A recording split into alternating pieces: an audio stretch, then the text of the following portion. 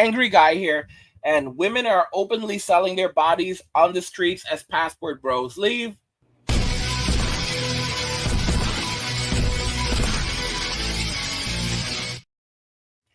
Women are openly selling their bodies on the streets as passport bros leave. Let's just go ahead and jump right into this article. So, as you guys can see, the article is titled Video Shows Open Air Soliciting in Yet Another New York City Neighborhood. Another one, right? Like DJ Khaled, another one. As ladies of the night stroll in broad daylight.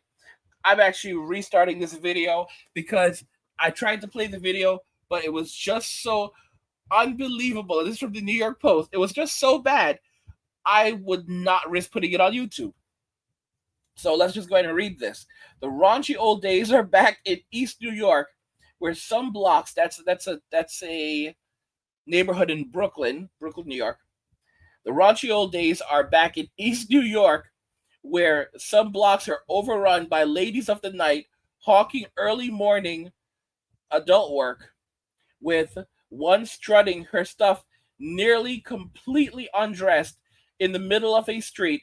Shocking new footage posted online shows the YouTube video, East New York EP2, was shot at 7 a.m. on July 28th along Stanley Avenue near Sheffield Avenue and has already garnered 5,000 views.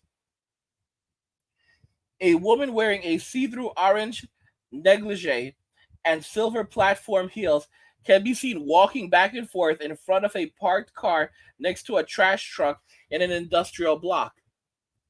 Then, a woman who appears to be undressed from the top up with an open jacket on walks in front of oncoming traffic. Next, a woman wearing a see-through purple negligee and strappy high heels trips as she tries to talk to a potential client in a car as a woman wearing a tiny black teddy with a cut-out stomach watches from across the street. So this is unbelievable stuff. Unbelievable stuff, guys. Unbelievable stuff. Just down the road, a lady of the night wearing a stringy negligee with the thigh high black boots walks down the center of the roadway, waving and smiling at passing drivers. Another streetwalker in a barely there orange outfit is seen walking past a Department of Sanitation building on Georgia Avenue. The YouTube user posted the first episode online on July 3rd.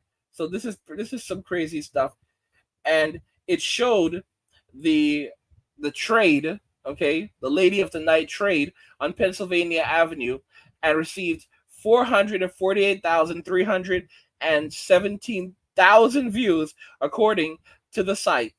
The scene in the disturbing videos reminded retired detective and John Jay College professor Michael Alcazar, who worked in East New York 75th precinct, of rampant open air Lady of the Night work in the lawless 1990s.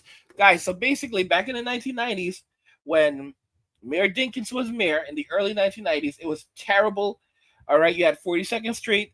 A father wanted to make his son a man. He would take him down to 42nd Street, get him a lady. This is just how it worked in New York. Those were scary days for me personally, growing up during that time. My parents loved it. That should just tell you the kind of people that they were. But it was New York was a very different place, and then Giuliani came around, and he cleaned everything up. He shut down 42nd Street, built stores there, and he really turned New York around. However, everything bad about the 90s is coming back to New York right now. The lawlessness, everything. In the 75, we would drive down areas. Okay, so let's check this out. Yeah.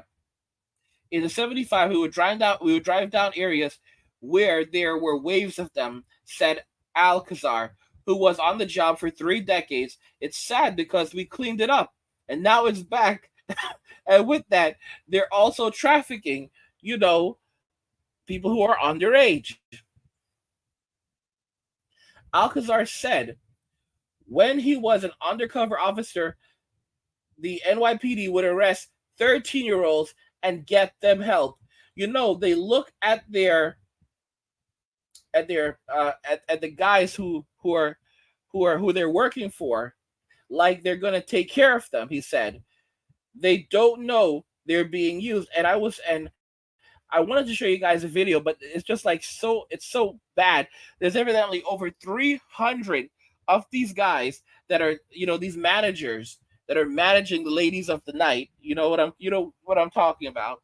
So these women there's 300 of these guys in just New York alone, are just like in this neighborhood alone. 300. It's unbelievable what's going on. Unbelievable. And all of this is happening as Password Bros are walking away from Western society, going overseas, and starting new lives and not looking back at all. And by the way, guys, if you're enjoying the content, please go ahead and subscribe to the channel, turn on notifications, and never miss another video again, and like the video, because it tells YouTube you're enjoying the content, so YouTube will show you more of it. But I mean, guys, this is some really, truly unbelievable stuff that we're seeing in lawless news. It's not getting any better. It's not getting any better in the West. No matter who's in office, it's only going to continue to degrade. We are basically living in the age of Babylon. We are living in the age of Babylon. And guys, you have to just know that your only power as a man is to walk away. Because as men, as the Password Bros are leaving, these women have become brazen. They're on the streets. They're out there advertising. They're not afraid of anyone. All right? They're not afraid of being picked up by law enforcement. All right? They don't care. They're going this is the OF generation, y'all. This is what OF has done to society. People don't really seem to comprehend that OF is just a gateway. It's just a gateway for this stuff. Because when OF stops paying, or when the pay isn't good enough, you have to remember that most women on Only Fools only make a couple $100s a month. Like literally a couple hundred, like $400 a month, if that. All right. But what it does provide is an opportunity to meet up with guys on the service who are soliciting, who are looking for something more. And that does happen quite often. And he'll meet up with these guys, and these guys will, provide for them and basically give them the sugar daddy treatment. But it's not good stuff. Or these women will just turn to the streets because they're like, well, I'm already doing it on Only Fools, so I could do it on the street. When I was growing up, there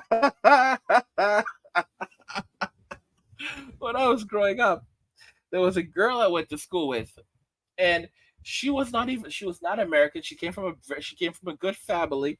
Her family were not Americans, but they immigrated to the United States. And as you know, immigrant families, they tend to be, very strict with their kids. They tend to have higher standards. The children typically perform better in school. And we went to school together, and my goodness,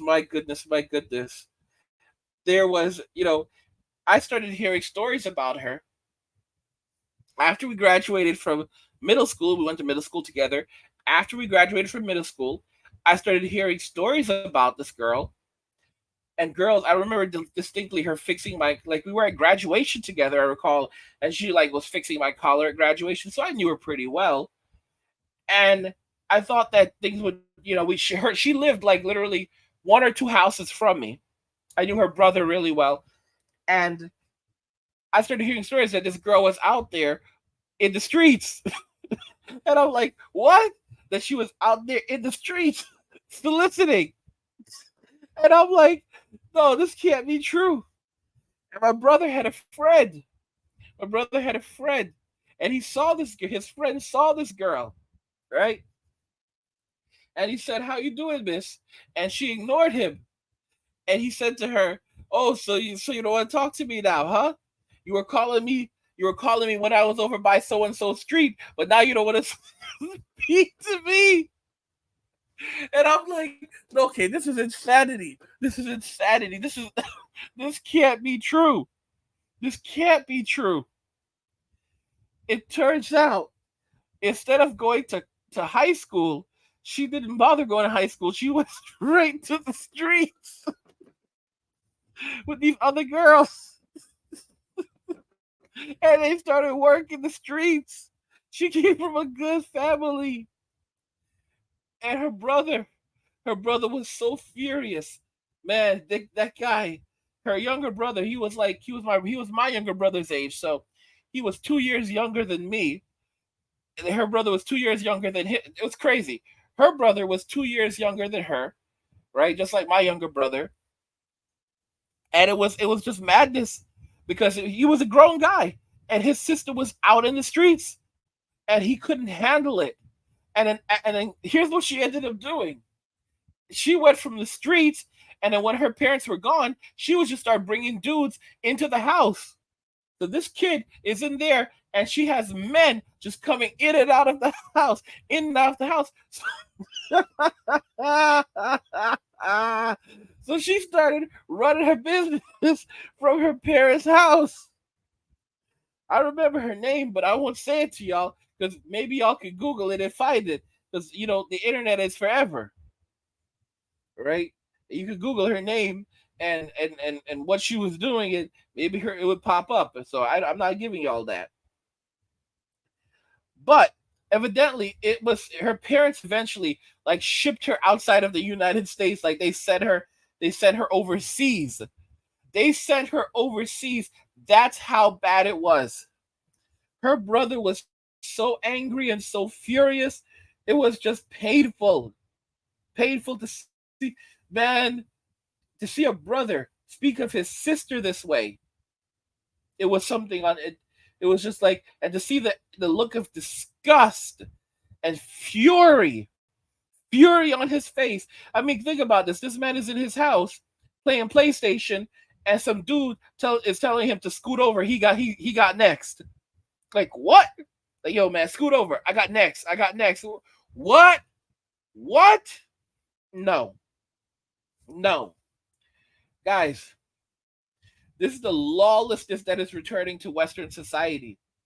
As men are walking away from Western society, going overseas, starting new lives, finding wives, girlfriends, or just starting over and finding their peace, and have no intention of coming back to the West, or if they come back, it's just to work, make their money, and pick up and go again. I'm telling you. All right, this is it. I titled another video, "Women have reached a point of no return." Women have reached a point of no return. All right, they have reached a point of no return, and what you're going to see is more of this happening all around the country, because that's what OnlyFools really is there for. It is a gateway to this. All right, a lot of women use Instagram for this, where they solicit on Instagram. They go looking for a John on Instagram. However, don't forget that Instagram is just a gate. Twitch is just a gateway to Instagram. Instagram is just a gateway to OnlyFools, and OnlyFools is just a gateway to the streets. All right? So a lot of these women who are on OnlyFools, and they can't make it on OnlyFools, because the average woman is only making like $400 on OnlyFools. And it's very easy to fall off on OnlyFools. The next step is going to be the streets. It's going to be the streets. Because when you get mixed up in that type of lifestyle, not only are you now involved in something like this that's very, very just not only degrading, but it's bad for the individual, because it opens them up to substance abuse, among other things, and other forms of abuse, and it's a spiral down to the streets, because you can't do OnlyFools anymore. So now you weren't making anything there to begin with. So now you're gonna turn to the streets. A lot of these girls will end up homeless.